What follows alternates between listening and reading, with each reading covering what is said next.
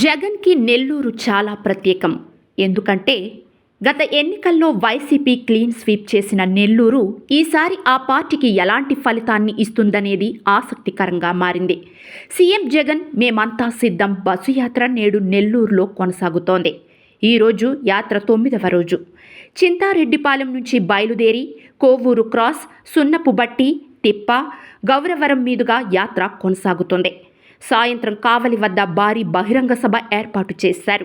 ఈ సభలో జగన్ వైసీపీ అభ్యర్థులను పరిచయం చేస్తూ స్థానిక రాజకీయ పరిస్థితులపై కూడా ప్రసంగించే అవకాశం ఉంది. ఈరోజు జగన్ ప్రసంగం ఎలా ఉంటుందనే ఆసక్తి అందరిలో ఉంది. జగన్కి నెల్లూరు ఎందుకు ప్రత్యేకం? గత ఎన్నికల్లో ఉమ్మడి నెల్లూరు జిల్లాలో 10కి 10 అసెంబ్లీ స్థానాలు. జిల్లా పరిధిలోకి వచ్చే నెల్లూరు, తిరుపతి ఎంపీ స్థానాలు కూడా వైసీపీ గెలుచుకుంది.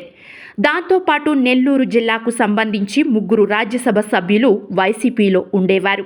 విజయసాయిరెడ్డి, వేమిరెడ్డి ప్రభాకర్ రెడ్డి, బీదా మస్తాన్రావు వైసీపీ తరఫున రాజ్యసభ సభ్యులుగా ఉండేవారు. నెల్లూరు అంటే వైసీపీ, వైసీపీ అంటే నెల్లూరు అన్నట్టుగా రాజకీయాలుండేవి. ప్రస్తుతం పరిస్థితులు తారుమారయ్యాయి. 10 మంది ఎమ్మెల్యేలలో 4 పక్క పార్టీలోకి వెళ్లిపోయారు. Nellore rural MLA Kotamreddy Sridhar Reddy TDP నుంచి పోటీ చేస్తున్నారు. వెంకటగిరిలో వైసీపీ టికెట్పై గెలిచిన ఆనం రామనారాయణ రెడ్డి ఆత్మకూరు నుంచి టీడీపీ అభ్యర్థిగా బరిలో ఉన్నారు. ఉదయగిరి వైసీపీ ఎమ్మెల్యే మేకపాటి చంద్రశేఖర్ రెడ్డి టీడీపీలో చేరినా టికెట్ రాకపోవడంతో సైలెంట్గా ఉన్నారు. గూడూరు వైసీపీ ఎమ్మెల్యే వరప్రసాద్ బీజేపీలో చేరి తిరుపతి ఎంపీ అభ్యర్థిగా బరిలో ఉన్నారు. ఇక వేమిరెడ్డి ప్రభాకర్ రెడ్డి కూడా టీడీపీ గూటికి చేరారు. నెల్లూరు ఎంపీ అభ్యర్థిగా పోటీ చేస్తున్నారు. ఆయన భార్య ప్రశాంత్ రెడ్డి కోవూరు ఎమ్మెల్యేగా టీడీపీ తరఫున పోటీ చేస్తున్నారు.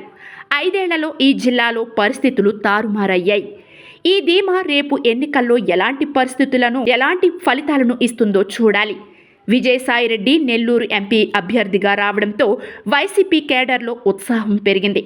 పార్టీ ఫిరాయించిన వారందరినీ ఓడించాలనే గట్టి పట్టుదలతో ఉన్నారు జగన్. అందుకే నెల్లూరుపై ఫోకస్ పెట్టారు. ఈరోజు కావలి మీటింగులో కూడా స్థానిక రాజకీయాలను జగన్ ప్రస్తావించే అవకాశం ఉంది. పార్టీ మారిన వారి గురించి సీఎం ఎలాంటి కామెంట్లు చేస్తారో చూడాలి.